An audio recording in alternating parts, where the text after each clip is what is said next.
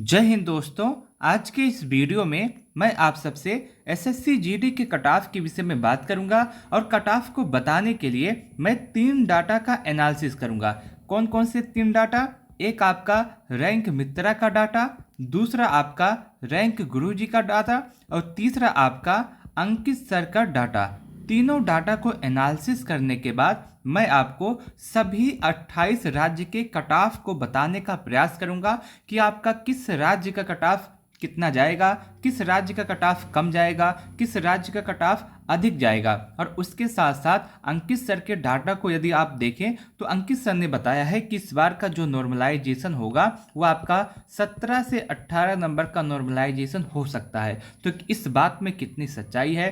क्या सच में इतना ज़्यादा नॉर्मलाइजेशन होता है या फिर इस बार हो सकता है या फिर नहीं? आपका सबसे ज़्यादा हार्ड शिफ्ट कौन सा है, सबसे ज़्यादा इजी शिफ्ट कौन सा है? इन तीनों डाटा को एनालिसिस करने के बाद मैं आप सबसे बताऊंगा और इस बात का पूरा वादा करता हूं, अगर आप इस वीडियो को देख लेंगे तो आपके मन में कट ऑफ से संबंधित कोई भी डाउट नहीं रहेगा। आपका कोई भी राज्य हो, आप किसी भी कैटेगरी से हो, आप मेल हो या फीमेल हो, सभी के कट ऑफ आपको यहाँ से पता चल जाएंगे। तो आप सभी लोग इस वीडियो को लास्ट तक अवश्य देखिएगा। अगर आपको वीडियो अच्छा लगे तो आप सभी लोग इस वीडियो को लाइक कर सकते हैं। जैसा कि आप सबको पता होगा, इस बार एसएससी जीडी के अंतर्गत 39,481 पदों पे आपकी वैकेंसी आई थी।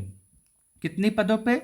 39,481 पदों पे आपकी वैकेंसी आई थी, जिसके लिए लगभग 52,69,500 बच्चों ने इसमें आवेदन किया था। और इस हिसाब से अगर हम देखें तो आपका जो पर सीट कंपटीशन है वो आपका 133 का हो जाता है, यानी कि एक सीट पर 133 बच्चे फाइट कर रहे हैं। यह जो आंकड़ा है पर सीट कंपटीशन का, यह तब का है जब बच्चों ने इसमें आवेदन किया था, लेकिन एग्जाम देने वाले बच्चों की संख्या इससे और भी कम है। लगभग 60 से लेकर के 62% बच्चे ऐसे हैं जिन्होंने एग्जाम दिया, बाकी सभी बच्चों ने अपना एग्जाम स्किप किया। अगर इस आंकड़ा को भी जोड़ें तो आपका जो पर सीट कंपटीशन है वो आपका 103 या 105 के आसपास बैठता है।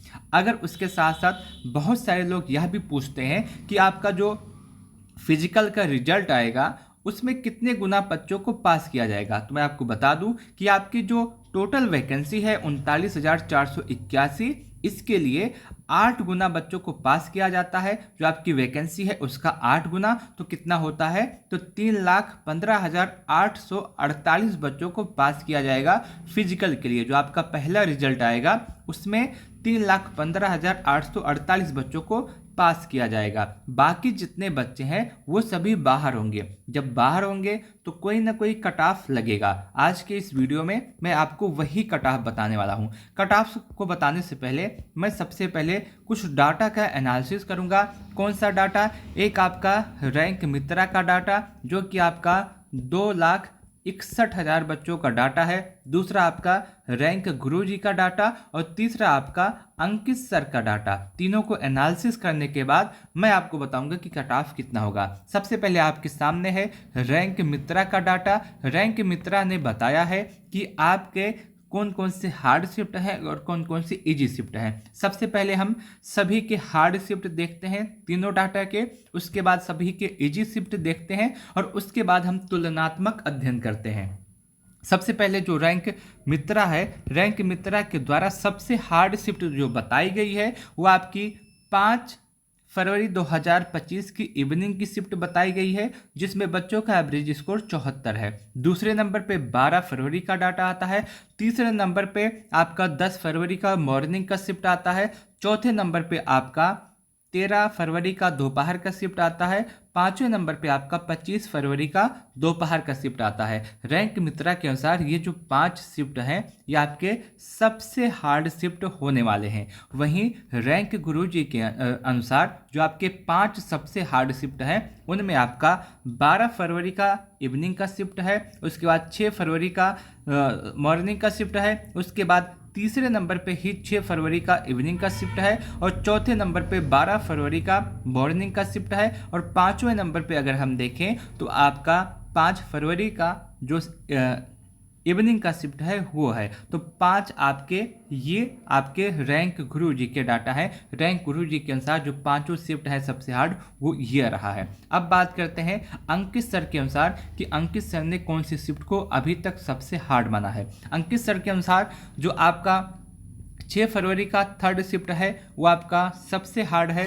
सेकंड नंबर पे आपका 25 फरवरी का सेकंड शिफ्ट आता है। तीसरे नंबर पे आपका 5 फरवरी का थर्ड शिफ्ट आता है। चौथे नंबर पे आपका 12 फरवरी का थर्ड शिफ्ट आता है। पांचवें नंबर पे आपका 13 फरवरी का फर्स्ट शिफ्ट आता है। अगर हम तीनों डाटा को एनालिसिस करें तो यहाँ पे अगर हम देखें तो ये जो 5 शिफ्ट हैं कौन कौन से, ये जो 5 शिफ्ट है यही आपका तीनों डाटा में है, यही आपका तीनों डाटा में है, यही 5 शिफ्ट आपके तीनों डाटा में दिए गए हैं। बस इसका जो स्थान है थोड़ा सा, कोई किसी ने बताया है कि 5 फरवरी का सबसे हार्ड है, किसी ने बताया 12 फरवरी का सबसे हार्ड है और किसी ने बताया कि 6 फरवरी का सबसे हार्ड है। लेकिन अगर पांचों डाटा को आप देखें तो लगभग सेम ही आपका आएगा। लगभग किसी ने फर्स्ट नंबर पे 5 फरवरी को रखा है, किसी ने थर्ड नंबर पे रखा है, किसी ने पांचवें नंबर पे रखा है। लेकिन यही जो आपके पांचों शिफ्ट हैं यही आपके सभी डाटा में आपको देखने के लिए मिल जाएंगे। एक दो डाटा में एक अलग शिफ्ट हो सकता है, बाकी लगभग सेम है। तो आप मान सकते हैं जो आपके सामने डाटा है इसके आधार पर ये जो पांचों शिफ्ट हैं यही आपके सबसे हार्ड शिफ्ट माने जाएंगे। इजी शिफ्ट की बात करें, अगर इजी शिफ्ट की बात करें तो सबसे इजी नंबर पे तीनों डाटा में एक ही शिफ्ट दिया गया है। तीनों डाटा को अगर हम देखें तो तीनों डाटा में एक शिफ्ट को ही सबसे इजी शिफ्ट माना गया है। वो आपका 25 फरवरी का इवनिंग का शिफ्ट है, जिसमें बच्चों का एवरेज स्कोर किसी में 92, किसी में 98, किसी में 100 प्लस है। 25 फरवरी का जो इवनिंग का शिफ्ट है आपको रैंक गुरुजी में भी आपको यही दिखेगा, रैंक मित्रा में यही दिखेगा और अंकित सर के डाटा में भी यही दिखेगा कि आपका जो 25 फरवरी का शिफ्ट है वो आपका सबसे इजी शिफ्ट है। अब एक डाटा की होती तो मैं कह देता, लेकिन जब तीनों डाटा में यही आंकड़ा निकल के आ रहा है तो यही आपकी सबसे इजी शिफ्ट मानी जाएगी। ठीक है, यही आपका 42 शिफ्ट में आपका सबसे इजी का शिफ्ट है वो आपका 25 फरवरी का थर्ड शिफ्ट है। आप इसको भी देख सकते हैं, तीनों डाटा में यही बात निकल के आ रही है। अब सवाल ये आता है, हार्ड शिफ्ट देख लिया, इजी शिफ्ट देख लिया, लेकिन नॉर्मलाइजेशन जो होगा उसमें किस शिफ्ट को कितना फ़ायदा मिल सकता है और कितना नुकसान हो सकता है। अंकित सर के डाटा के हिसाब से अगर हम देखें तो अंकित सर ने बताया है कि जो सबसे हार्ड शिफ्ट है उसको लगभग 18 नंबर का फ़ायदा मिल सकता है नॉर्मलाइजेशन से। 17 से 18 नंबर का फ़ायदा मिलेगा नॉर्मलाइजेशन से। सेकंड नंबर पे जो हार्ड शिफ्ट है उसको 16 से 17 नंबर का, थर्ड नंबर पे जो आपका है उसको भी लगभग 16 से 17 नंबर का फ़ायदा मिलेगा। इस तरह से आपका फ़ायदा मिलने वाला है। तो यहाँ पे एक बात स्पष्ट हो गई है कि आपका जो इस बार का नॉर्मलाइजेशन है उसमें कम से कम 15 से लेकर के 18 नंबर का नॉर्मलाइजेशन में फ़ायदा मिल सकता है। मैं एग्जैक्ट आंकड़ा नहीं बताऊंगा क्योंकि मैं बता भी नहीं सकता कि कितने नंबर का नॉर्मलाइजेशन है। आराम से आप इस बात को समझ सकते हैं कि कम से कम जो आपका हार्ड शिफ्ट है उसको 15 से 18 नंबर का फ़ायदा मिलने वाला है नॉर्मलाइजेशन में, और जो इजी शिफ्ट है उसको 2 से 4 नंबर का नॉर्मलाइजेशन में फ़ायदा मिल सकता है। अंकित सर ने बताया है कि जो आपका इजी शिफ्ट है उसमें 0 नंबर का नॉर्मलाइजेशन होगा, लेकिन मेरे हिसाब से इस बार 2 से 3 या फिर 4 नंबर का नॉर्मलाइजेशन हो सकता है। इजी वाले शिफ्ट में उनको इतना फ़ायदा मिल सकता है। तो इस बार का जो नॉर्मलाइजेशन होगा वो आपका 15 से 18 नंबर हो सकता है, जो आपकी सबसे ज़्यादा हार्ड शिफ्ट है, और जो इजी शिफ्ट है उसको भी 2 से 3 या फिर 4 नंबर का नॉर्मलाइजेशन देखने के लिए मिलेगा। ये आपका जो डाटा है उसके हिसाब से मैं आपको बता रहा हूँ। अब सवाल ये आता है कि अब आप सभी का जो है कट ऑफ कितना हो सकता है, सभी राज्य का कट ऑफ कितना जाने वाला है, जितने भी आपके राज्य हैं सभी का किस राज्य में कितनी वैकेंसी है, इस बार कितनी वैकेंसी है और आपका कट ऑफ कितना जाएगा। अंकित सर के अनुसार जो अंकित सर ने बताया है कि जो आपकी सबसे ज़्यादा हार्ड शिफ्ट है, जो जहाँ पे आपका कट ऑफ सबसे अधिक जाता है उसमें आपका कट ऑफ 133, 128, 132 और 125, 119 के आसपास रहेगा। सबसे अधिक कट ऑफ जाने वाला जो राज्य है उत्तर प्रदेश है, राजस्थान है, हरियाणा है, मध्य प्रदेश है, बिहार है, झारखंड है। यहाँ सभी आपका कट ऑफ थोड़ा सा अधिक जाता है। और इस बार इन राज्यों में अंकित सर के अनुसार 133 से लेकर के 119 के आसपास कट ऑफ रहेगा।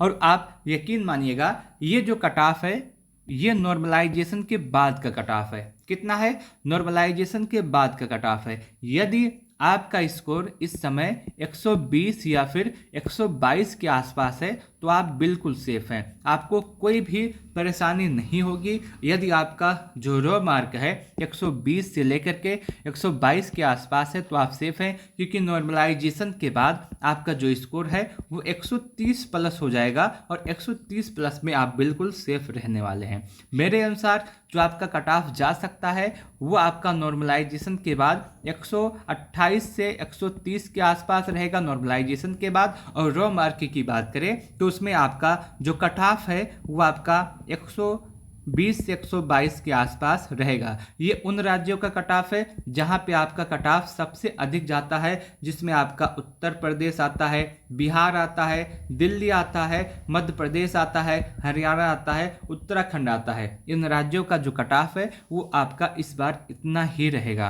अंकित सर ने जो कट ऑफ बताया है आप उसको भी देख रहे हैं। और कट ऑफ की बात करें, कट ऑफ की सही एनालिसिस करें तो आपके सामने आपका कट ऑफ लिखा हुआ है। इस बार का जो कट ऑफ है उत्तर प्रदेश, मध्य प्रदेश, राजस्थान, हरियाणा, बिहार, दिल्ली और उत्तराखंड के लिए ये आपका कट ऑफ जाएगा। और वहीं जो अदर राज्य हैं जहां पे आपका जो कट ऑफ थोड़ा सा कम रहता है, जैसे आपका झारखंड हुआ, मध्य प्रदेश हुआ, महाराष्ट्र हुआ, वेस्ट बंगाल हुआ, पंजाब हुआ, गुजरात हुआ, छत्तीसगढ़ हुआ, उड़ीसा हुआ, इन राज्यों में आपको कट ऑफ थोड़ा सा कम देखने के लिए मिलता है। और इन राज्यों का कट ऑफ आपका यूआर के लिए कितना जाएगा? यूआर के लिए लगभग 115 के आसपास, ओबीसी के लिए 110, ईडब्ल्यूएस के लिए 110, एससी के लिए 105, एसटी के लिए 100 के आसपास हो सकता है। और उसके साथ साथ मैं आपको एक बात और बता दूं, आप किसी भी राज्य के हैं, आप किसी भी कैटेगरी के हैं, यदि आपका रो मार्क 120 या फिर 122 या फिर 118 के आसपास है तो आप अपने फिजिकल की तैयारी अवश्य कीजिएगा,